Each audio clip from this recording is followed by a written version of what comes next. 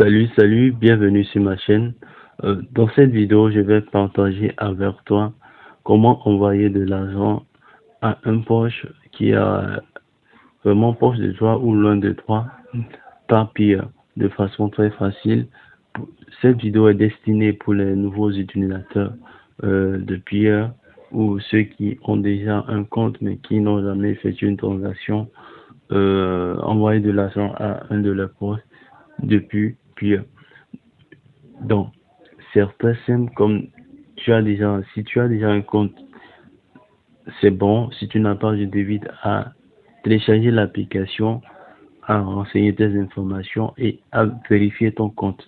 Une fois tu as l'application, tu as fait la vérification, l'application se présente ainsi sur un Android, comme tu le vois, on a balance, transfert, trade, échange, historique. Et ce qui nous intéresse le plus ici, c'est au niveau des transferts.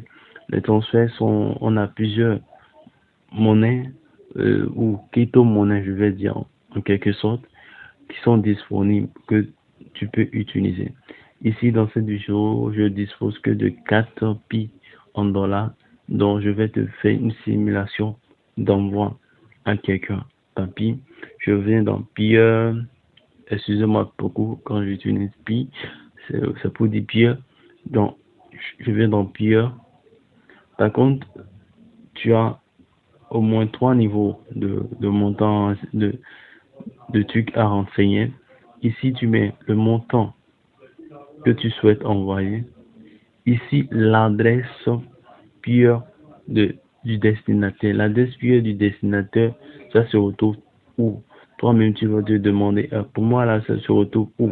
Imagine quelqu'un veut t'envoyer de l'argent sur Pure. Comment le faire? Tu reviens simplement. Lorsque tu as créé l'application, il y a un compte number. Tu viens ici, tu viens simplement cliquer dessus pour copier. Comme tu le vois à l'écran, j'ai copié pour moi. Tu peux simplement regarder, pour moi c'est 10 60 77 08 81.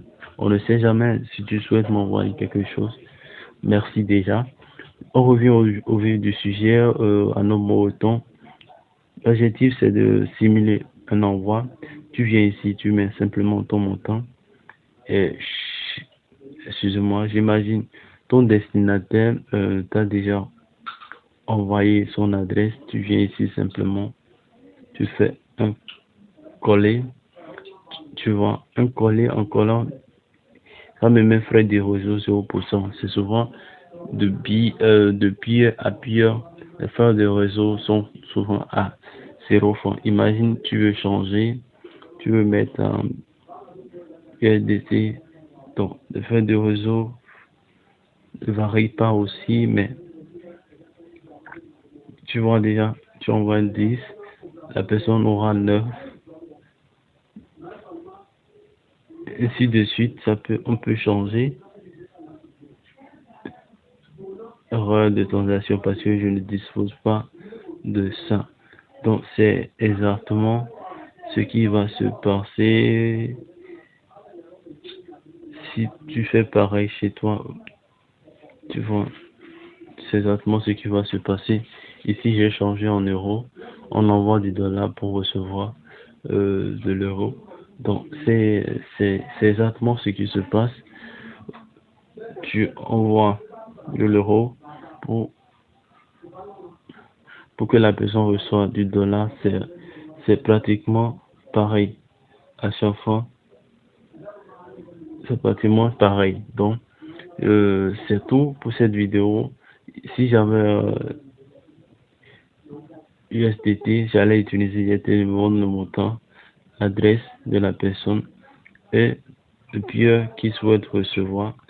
Et je mets simplement. Donc, c'est tout pour cette vidéo.